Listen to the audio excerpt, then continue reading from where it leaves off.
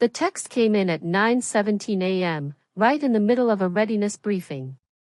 I remember the exact time because I glanced at my watch before I looked at my phone. 26 years in the Air Force trains you to notice details like that. The message was short, smug, and designed to sting. You should come to my promotion ceremony. I'd like you to see what success looks like now. Too bad you never even made captain. I stared at the screen for a long moment. Then I set the phone face down and continued briefing my operations group as if nothing had happened. That's the thing about earning rank the hard way. You learn not to flinch. My name is Colonel Danielle Harper. I'm 44 years old, and I have worn this uniform for over half my life. I built my career without shortcuts, without favors, and without leaning on anyone else's name. Every stripe, every oak leaf, every silver eagle on my shoulders came from showing up, doing the work, and making decisions most people don't see. When people hear military, they picture salutes and ceremonies. They don't picture the nights you sit alone reviewing disciplinary cases. They don't see the weight of signing a document that could end someone's career or launch it forward. They don't understand that leadership is mostly quiet responsibility. The man who sent that message was someone I once thought I would marry. His name was Mason Cole. 8 years ago, when we were both rising officers, we dated for nearly 3 years. Back then, I was a major. He was still trying to prove he belonged in the room. At first, his ambition impressed me. I grew up believing drive was attractive. But there's a difference between ambition and insecurity dressed up as ambition. Mason treated rank like a scoreboard. Every promotion board was personal. Every officer selected ahead of him was a threat. When I made lieutenant colonel ahead of schedule, he congratulated me with a smile that didn't quite reach his eyes. That was the first time I realized he didn't see my success as ours. He saw it as something that made him smaller. The relationship didn't explode. It eroded. Slowly. Quietly. I found myself downplaying achievements. Avoiding talking about my work. Softening my language so he wouldn't feel challenged. One night, after he told me I was too intense to be approachable, I looked across the dinner table and felt something inside me settle. Not anger. Not heartbreak. Clarity. I ended it 2 weeks later. Civil, calm. No screaming. No drama.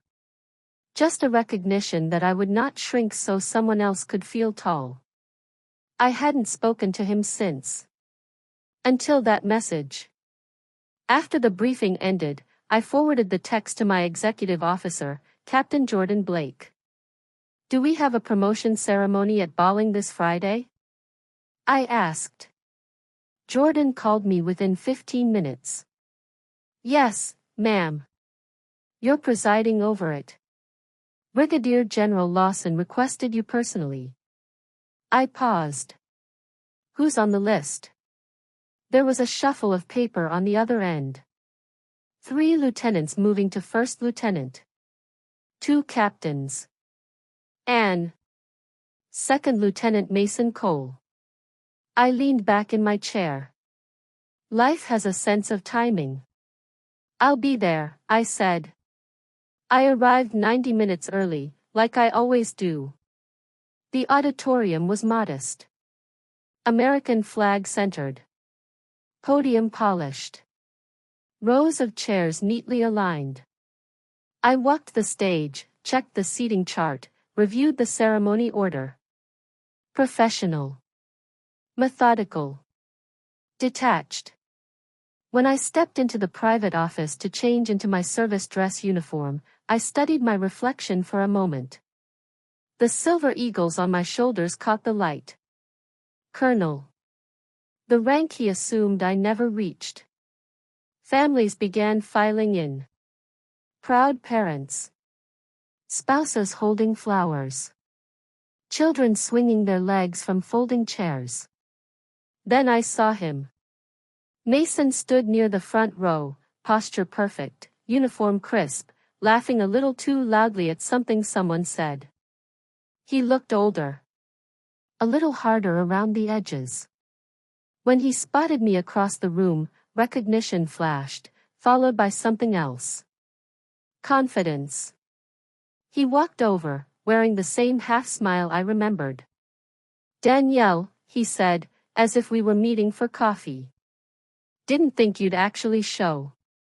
"Congratulations," I replied evenly. He nodded toward the stage. "Crazy, right? Guess I finally caught up." He truly believed that. The certainty in his voice was almost impressive. He had not read the program carefully. Or he had assumed there must be another Colonel Harper somewhere. I didn't correct him. "Not yet." The ceremony began at exactly 1,300 hours. The national anthem played. The room stood. Brigadier General Lawson gave brief remarks about responsibility and service. Then he gestured toward the side entrance. "It is my honor to introduce today's presiding officer. 26 years of distinguished service. Former squadron commander. Deployed leader across 3 theaters. Please welcome Colonel Danielle Harper." The shift in the room was physical. Audible. I stepped onto the stage in full service dress. My gaze remained steady. My posture relaxed but firm. I did not look at Mason immediately. I allowed the silence to settle. Then my eyes moved naturally across the front row. He had gone pale. Completely still. His jaw tightened as understanding hit. The woman beside him, his mother, I assumed, looked confused. I took my place at center stage. "Promotion," I began, my voice clear and measured, "is not a reward for ego. It is a transfer of trust. It means we believe you are ready to carry more responsibility than you did yesterday." One by one, the names were called. Applause. Smiles. Photographs. Then, Second Lieutenant Mason Cole. He rose stiffly. Walked to the stage. Stopped in front of me. Up close, I saw it. His hands were trembling. I held the first lieutenant bars between us. "Lieutenant Cole," I said, formal and precise, "you are hereby promoted to first lieutenant in the United States Air Force. Wear this rank with integrity." I placed the insignia in his hands. "Congratulations." "Thank you, ma'am," he managed. The word "ma'am" landed heavily. The ceremony concluded. Applause swelled. Families surged forward. Mason stood frozen for a moment before stepping aside for photos. I remained composed, greeting families, shaking hands, maintaining protocol. Professional. Detached. And yet, something inside me felt unexpectedly calm. Not triumphant. Not vindicated. Just steady. He had invited me to feel small. Instead, the truth walked onto the stage in full dress blues. As the room slowly emptied, I heard his voice behind me. "Colonel Harper, could we speak privately?" I turned. Measured him carefully. "Briefly," I said. And that was when the real conversation began. I led him into a small administrative office just off the auditorium. The door closed with a quiet click, muting the sound of laughter and camera shutters outside. For a second, neither of us spoke. He stood near the desk, still at something close to attention, but the confidence he had worn earlier was gone. In its place was something raw and unsettled. "You outrank me," he said finally, like he was stating a fact he still couldn't fully process. "Yes," I replied. My tone wasn't sharp. It didn't need to be. By how much? 4 grades. I held his gaze. I made captain at 29. Major at 34. Lieutenant colonel at 39. Colonel 3 years ago. Each sentence seemed to land heavier than the last. He ran a hand over the back of his neck. When I sent that message, I thought you were still a captain. Maybe you'd gotten out. You thought whatever made you feel superior, I said calmly. He flinched, but he didn't argue. That was new. 8 years ago, he would have defended himself immediately. He would have twisted the narrative until somehow I was the one overreacting. Why didn't you tell me? He asked quietly. You didn't ask. I folded my hands behind my back. You assumed. You built an entire story about my career without checking a single fact. You invited me here to watch you succeed, thinking I had stalled. That wasn't curiosity, Mason. That was ego. The silence stretched between us. Outside the door, applause erupted again as another family celebrated. Life moving on, indifferent to this small reckoning. I didn't mean to, he started. I lifted a hand gently. You did. Maybe not consciously. But you did. He swallowed. I thought if I made first lieutenant, then captain, then major, it would finally feel like I'd caught up. Like I mattered. There it was. The truth beneath the performance. I felt something shift inside me. Not pity. Recognition. I had seen that look before in junior officers chasing promotion timelines like they were chasing oxygen. Rank doesn't make you matter, I said. It gives you responsibility. If you're chasing it to fill something inside you, it will never be enough. He looked down at the silver bars now pinned to his shoulders. I feel ridiculous. Good, I answered evenly. His eyes snapped up, surprised. Not because I want you humiliated. But because humility is the beginning of growth. If this is the first time you felt small in your career, then maybe this is the first honest moment you've had. His breathing slowed. I used to resent you, he admitted. You moved up faster. You didn't seem stressed about it. It was like you weren't even trying. I almost smiled. I was trying. I just wasn't competing with you. He absorbed that quietly. Did you ever think about reaching out after we broke up? He asked. The question caught me off guard, but I answered honestly. For about 6 months, I replayed everything. Wondered if I had been too ambitious. Too driven.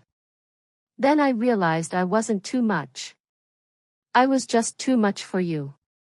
The words weren't cruel. They were factual. He nodded slowly. That's fair.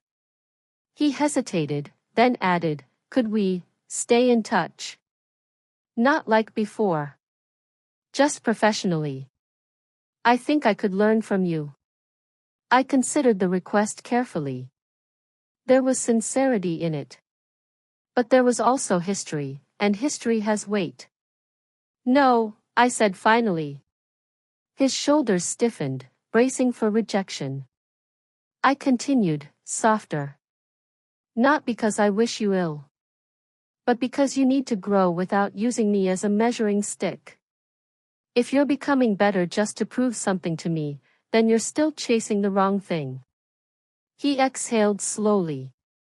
I don't know who I am without chasing rank. Then that's the work, I said. Figure that out. Become someone worth following before you worry about what insignia you wear. We stood in silence again. This time, it wasn't tense. It was reflective. I'm sorry, he said finally. For the message. For the assumptions. 4, back then. I nodded once. Apology accepted. I opened the door. Conversation over. He walked out first, posture different now. Less rigid. More grounded. I returned to the auditorium floor to finish post-ceremony obligations. Families shook my hand. Junior officers asked for advice. Brigadier General Lawson clapped me lightly on the shoulder. Handled that with class, he murmured. Always, sir, I replied. On the drive home, the afternoon sun washed the highway in gold. I expected to feel victorious. Instead, I felt quiet. Centered. The encounter had not inflated me. It had reminded me how far I'd come. 8 years ago, his message might have cut deep. Today, it barely grazed me. That difference was growth. That night, I poured a glass of wine and stood by my apartment window overlooking the city. My phone buzzed. A text from Captain Jordan Blake. Ma'am, Lieutenant Cole sent an email to admin requesting feedback from today's ceremony. Very professional tone. I stared at the message for a moment. Maybe the shock had landed. Or maybe he was adjusting quickly. Either way, it wasn't my responsibility anymore. Weeks passed. Work intensified.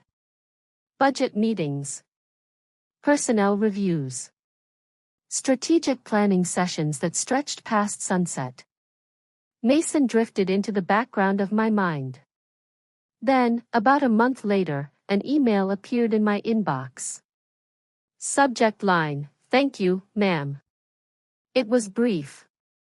Respectful. He wrote that our conversation had unsettled him in a necessary way. That he had started mentoring under Captain Blake. That he was trying to focus less on rank and more on responsibility. He didn't ask for anything. He didn't try to reopen old doors. He simply acknowledged that the moment had changed him.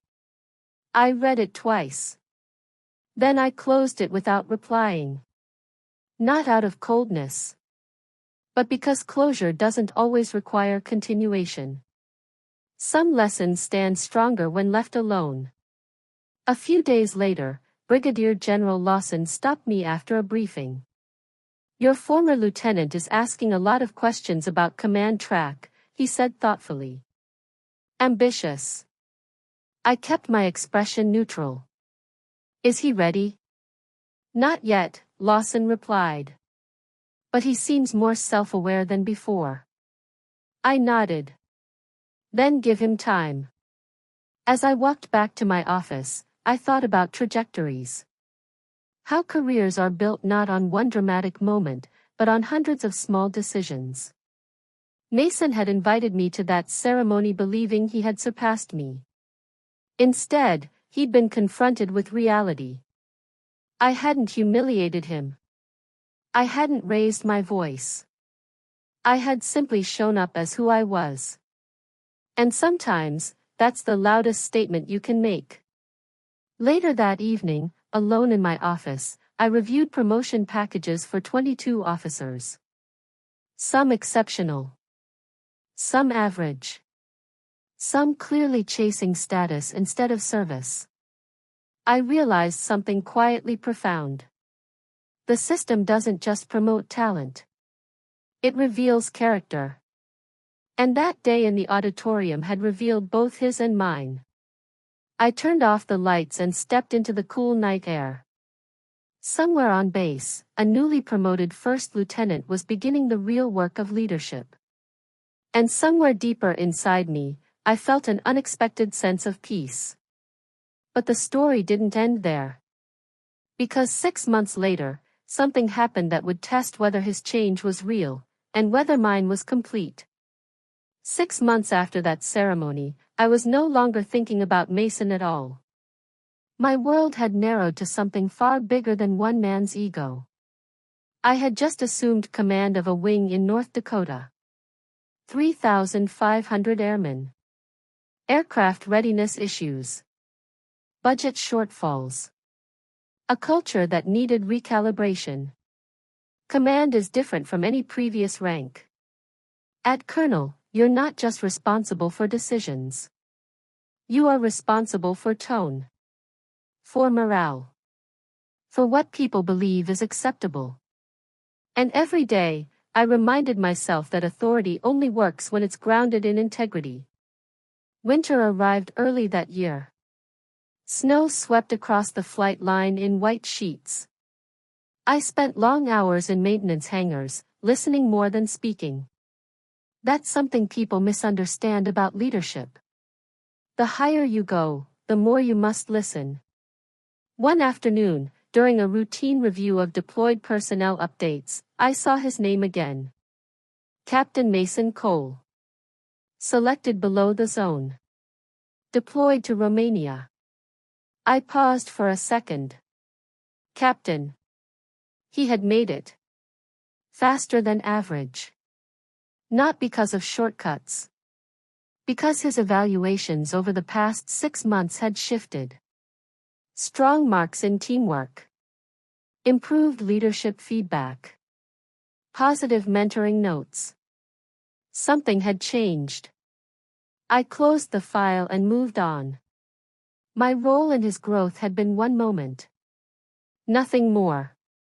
2 weeks later, I received an email from him. It came through official channels.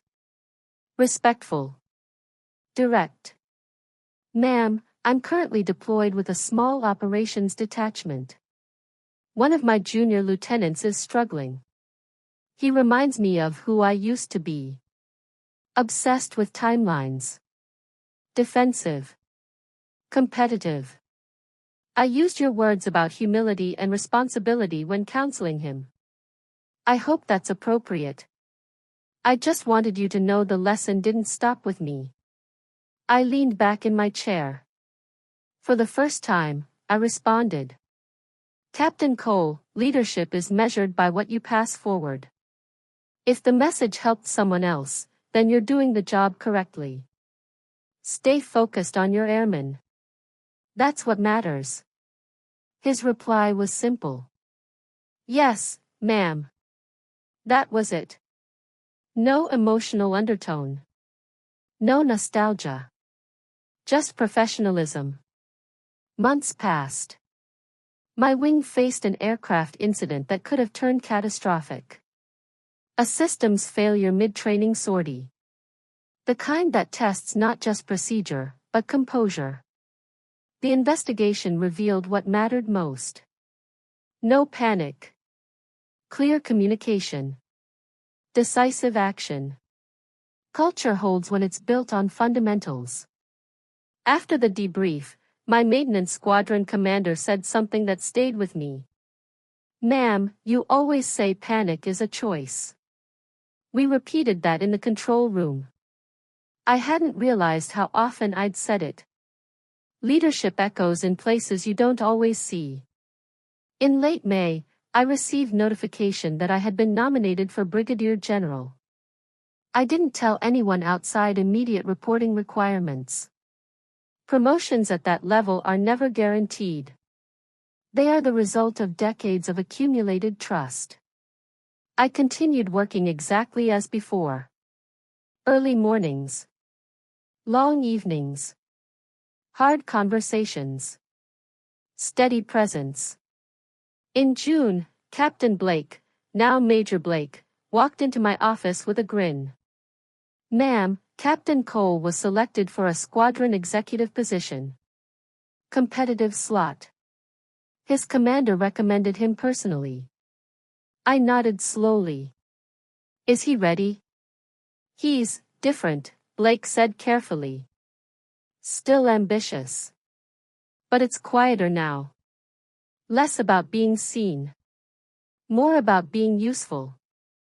That was the right answer. 2 weeks later, on June 19th, exactly 2 years after the day he invited me to his promotion ceremony, my phone rang at 0600. The caller ID showed a Washington number. I answered immediately. The voice on the other end was formal. Colonel Danielle Harper, I'm calling to inform you that you have been selected for promotion to Brigadier General. There are moments in life when time slows. Not dramatically. Quietly. I closed my eyes for a brief second. 27 years of service. Hundreds of decisions. Sacrifices.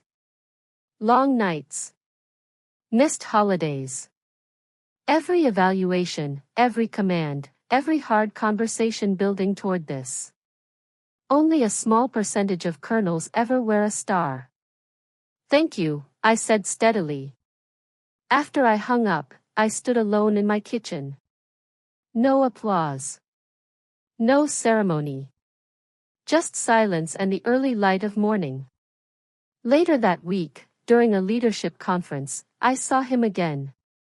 Captain Mason Cole stood across the room in service dress, a little more grounded than I remembered. When our eyes met, he crossed the room, stopped at appropriate distance, and saluted. I returned it. Congratulations, ma'am, he said. The word carried no resentment. Only respect. Thank you, Captain. There was no awkwardness this time.